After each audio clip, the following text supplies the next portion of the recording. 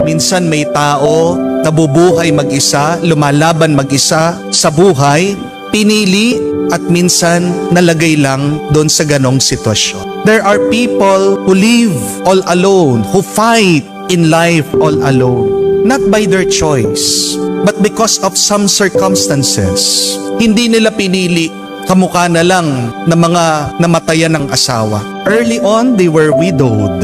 Gusto man nilang extend, buhayin ang kanilang mga asawa, hindi nila magawa. Meron din mga iba, iniwan ng asawa. Ang hirap.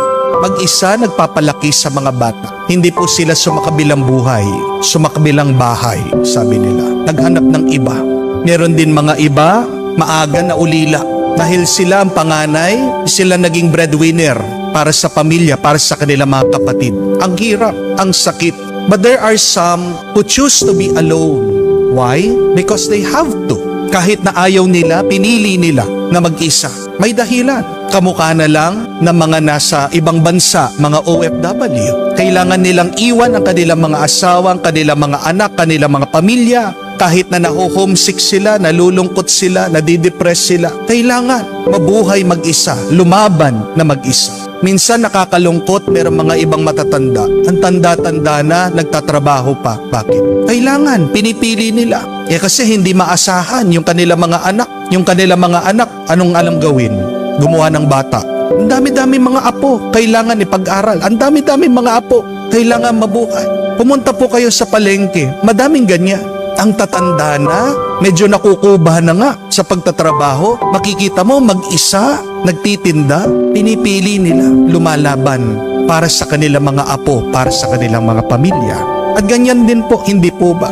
Yung mga working students, pinipili, lumalaban dahil sa kahirapan, dahil meron silang pangarap. Iiwan ang kanilang mga pamilya sa probinsya, makikipagsapalaran sa Maynila. Nag-aaral, nagtatrabaho, kahit na mag-isa. It is a sad experience to be alone. And we are put there by chance or by choice. Pero anong kailangan mong gawin pag nabibigatan ka na, lumalaban, mag-isa sa buhay? Ito po yung gusto kong tandaan nyo, dalawang bagay lang. Kung mag-isa ka, lumalaban ka pa rin sa buhay. Number one, remember to be strong. Remember you are strong. Tingnan nyo po, itong babae sa kwento ni Jesus. Babae, balo, walang asawa, mag-isa, lumalaban, naghahanap ng hustisya. Napakalakas ng loob niya. Kahit na alam niya, nakikiusap siya doon sa judge, wala daw takot sa Diyos, walang respeto sa mga tao, pabalik-balik siya, nagre-request, humihiling, nagpapatulong. A very strong woman. At meron pong kasabihan, the strongest wings are those who fly alone. Ang ganda po, no? Mga pinakamalakas na pakpak, mga pinakamatayog lumipad ay yung mga mag-isa. When you are alone, God knows that you can do it. Bakit pinapabayaan ka ng Diyos sa mag-isa? Kasi alam niya kaya mo. Kasi alam niya malakas ka. Kasi alam niya ikaw lang sa iyong kakayahan magtatagumpay ka. Huwag kang mag-alala. Kahit na nahihirapan ka, nasasaktan ka, napapagod ka sa buhay, kung mag-isa ka, isang mabuting balita yan. Hindi ka papabayaan na mag-isa ng Diyos kung hindi naniniwala ang Diyos sa iyong kakayahan. Remember this, our pains teach us to be stronger. Our tears teach us to be braver. And our broken hearts teach us to be wiser. Kung mag-isa ka, dumadaan sa mga pagsubok at problemang ito, ikaw ay tinutulungan lang ng Diyos maging mas malakas, maging mas matatag, at maging mas matalino. Trust in your ability. Trust in yourself. Magtiwala ka sa sarili mo dahil nagtitiwala ang Diyos sa iyo. Pag ikaw ay nanghihina na, ulit-ulitin mo, sabihin mo sa sarili mo, I am strong. Pinabayaan ako ng Diyos na mag-isa dahil alam niya ako'y malakas. Pangalawa, pag ikaw ay mag-isa, magdasal ka. Itong kwento na sinabi ng ating Panginoon, ito daw ay isang aral para turuan tayo. Huwag mapanghinaan sa pagdarasal. Dahil sa pamamagitan ng pagdarasal, doon natin nararamdaman kasama natin ulit ang Diyos. Kung hindi tayo kasi minsan magiging mag-isa, hindi natin matatandaan ng Diyos, hindi po ba? It is only when we are alone, when we are lonely, that we remember God again. Pag marami kang kasama, pag marami kang ginagawa, di ba nakakalimutan natin palagi ang Panginoon?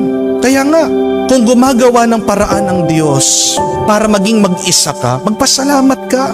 Dahil tinatawag ka niya, iniimbitahan ka niya, magdasal ka naman. Gusto kitang makasama, gusto kitang makaisa. See, people who are alone are those people who are always closest to the Lord. Yung mga namatayan po ng kanilang asawa, palagi ko nakikita sa Facebook yung mga kakilala ko. Kahit na umiiyak sila, palaging nagdarasal, pabalik-balik sa simbahan. Ang Diyos lang ang kanilang kinakapitan. Yung mga may sakit, nakikita mo, napakalalim ng kanilang pananampalataya. Wala nang ibang inaasahan kung hindi ang Diyos. Nagro-rosaryo, nagdarasal.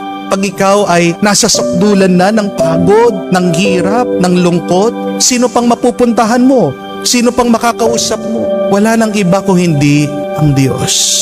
Remember Jesus when He was crucified on the cross? He was alone. People were mocking Him. Diba? Niloloko siya ng mga tao, minumura siya ng mga tao. Mag-isa lang siya doon. Ang mga nakapaikot sa Kanya ay ang mga taong masasama. Pero anong ginawa ng ating Panginoon? Doon sa punto, sa oras, sa panahon na mag-isa lang siya, nakapako sa krus, nahihirapan, nakabayubay, nasasaktan, nagdarasal daw siya. Kinakausap niya ang kanyang Ama. Remember this, my dear friends. The Lord does not want your ability. The Lord wants your availability. Wala na tayong maidadagdag sa Diyos. Wala naman ibang kailangan ang Diyos. Pero may inaasam ang Diyos. May hinihintay ang Diyos. Ay yung makasama niya tayo, na nilikha niya. Ay yung makaisa niya tayo, tayong minamahal niya. God wants your availability.